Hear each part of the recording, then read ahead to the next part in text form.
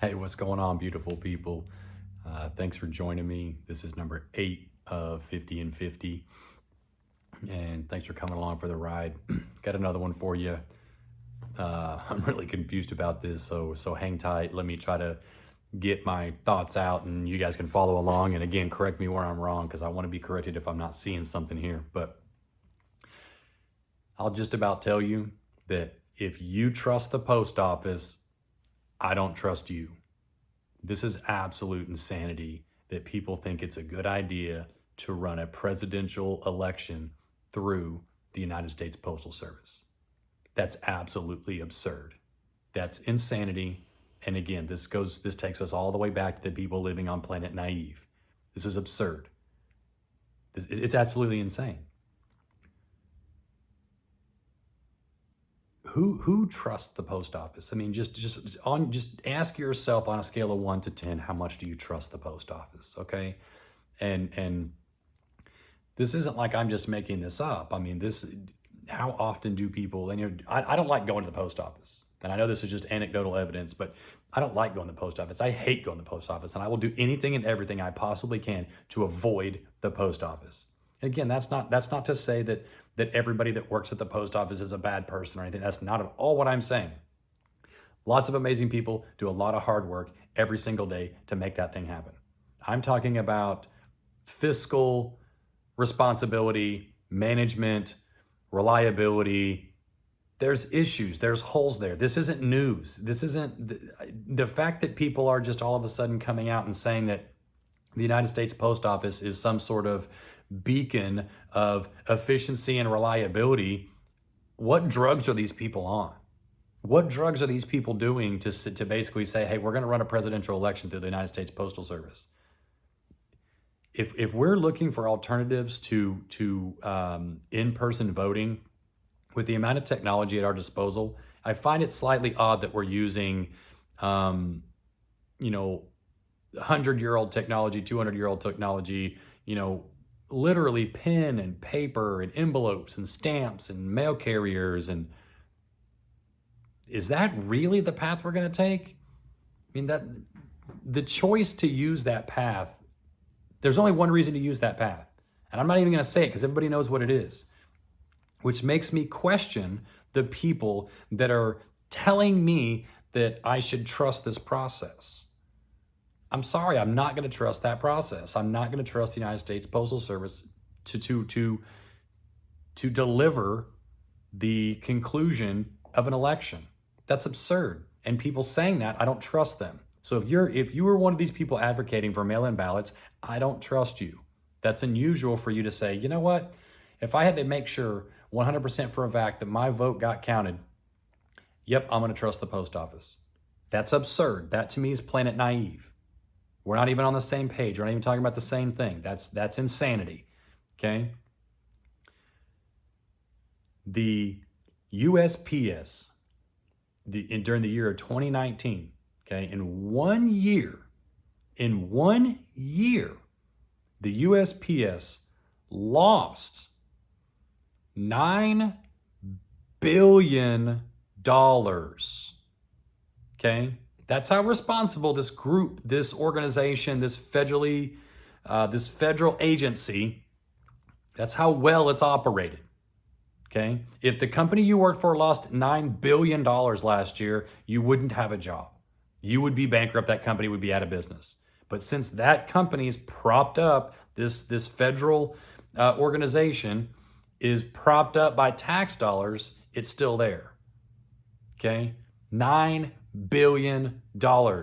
And you're telling me that I should trust my vote in these people's hands. They lost $9 billion. So if you break that down per day, and if they worked every day last year, which I don't think that they worked 365 days, I'm sure they have Sundays off and certain holidays off. But again, let's just assume it's a 365-day thing where there's, mail in transit through CDL truck drivers and pilots and workers. I mean, let's just say there's 365 days worth of actual work being done. Give them the benefit of the doubt. They deserve it.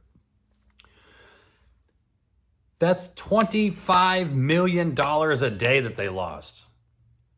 This organization lost $25 million a day.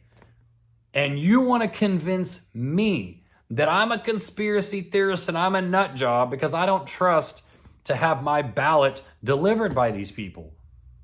This organization lost $25 million a day and you want me to trust them with a mail-in ballot. That's crazy talk. This isn't crazy town. This isn't Planet Naive. That's bizarre. The year before, they lost $5 billion. So in 24 months, these people have lost $14 billion. And just last year, $25 million a day. And you're saying that this is the physical method in which our ballots are going to be brought to us to fill out and then returned to somewhere to be counted. Has anybody ever had an issue with the post office? Ever had the wrong mail delivered to their house? Ever had the wrong package or something not delivered? I mean, ever had an issue with the post office and had to go in there or call and get some help or customer service? They're not exactly leading the charge of customer service. And again, there's lots of great people that work for the post office. So I'm not condemning the employees. I'm just saying the culture of the post office isn't very good. And if it was good or if it was even mediocre, there wouldn't be privately owned businesses knocking their you-know-what in the dirt. Privately owned businesses, FedEx, UPS, they're making like $4 billion a year each. They're profiting $4 billion a year each. So if FedEx makes $4 billion, UPS makes $4 billion, that's $8 billion. And the USPS lost $9 billion. That's a $17 billion swing in 1 year. -9 to +8, $17 billion change. I don't want to mail in a ballot. But if I did, I probably wouldn't give it to the post office. And you wouldn't either, which is exactly why the post office is having the problems that it's having right now. Because you already voted on the post office. You made your vote.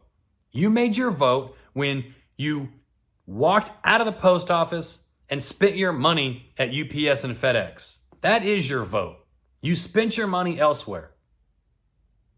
The jury's already come back on that. The post office is terrible. We already know that. We already understand that. Aside from all the issues that common sense and life experience tells you that the post office has, so you want to ignore that, which to me, when you ignore something, that's the epitome of ignorance. That's literally what ignorance means. You want to ignore the issues and problems with the post office. It's so bad. It's so bad. There's a congresswoman, and I have no idea how this human being got elected to office in this country. And actually, that's not true. I know exactly how. But a congresswoman goes on her social media and tells the American people and the people of her jurisdiction, hey, you know what? I have a great idea. I have this amazing idea of how I'm going to help you help the post office. I'm going to give you this genius idea to help you save the post office. I'm going to tell you how to do it. As a congresswoman, I'm not going to do my job and get the budget under control and solve this problem. No. I'm going to employ you, the average citizen trying to make a buck, trying to survive and feed your family and take care of your business. I'm going to employ you to go out of your way and save the post office. Because now it's the American people's responsibility to save the post office, because apparently taxing us for it isn't enough, and charging us to use it isn't enough. So charging us to use it isn't enough, and taxing it to prop it up isn't enough. So now you want us to go spend money that we would otherwise use somewhere else and go buy stamps from the post office for what this congresswoman is saying. Hey, you know what? Her bright idea is this. To save the post office, she's not going to do anything. Absolutely not. Why would she do anything? She's just a congresswoman. Her idea is that they're going to legislate a federal pen pal program. So they're going to use federal tax dollars to administrate a federal pen pal program to where everybody that wants to save the post office can go buy stamps from the post office and handwrite letters to each other and pen pal each other.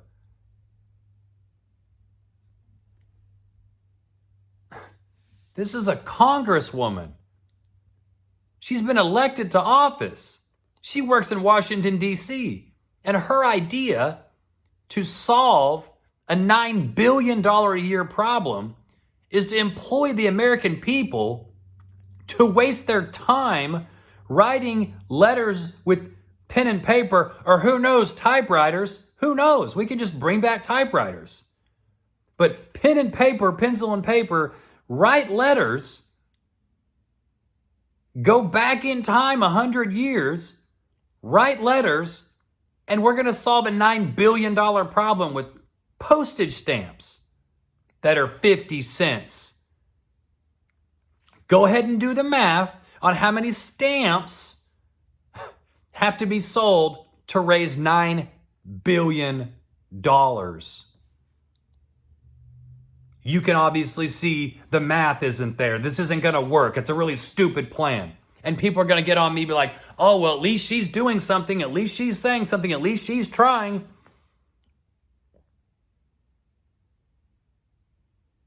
It's sad. We're in a sad, sad situation. These are our elected officials. These are the people that we give the power to make decisions for the rest of us. Which is exactly why the post office lost $9 billion last year. It's because we have the wrong people doing the wrong jobs. And now we have the media trying to tell us it's a good idea to vote by mail for the highest office in the land. Because, well, we just can't come up with any better ideas on how to figure out on how to run an election. We just can't come up with a better way. This video is getting way too long. This is absurd. If you trust the post office, I don't trust you. And if you trust the people trying to prop up the post office, I don't trust you either. This is absurd. This is insane. This is more people on planet naive that don't live in the real world. And it's all going to come crashing down. This is all going to come crashing down. You can't prop this stuff up for very long. I mean, there's only one truth. There is one truth. And you can only deny it or avoid it or ignore it for so long. And it will come back. Recoil is coming.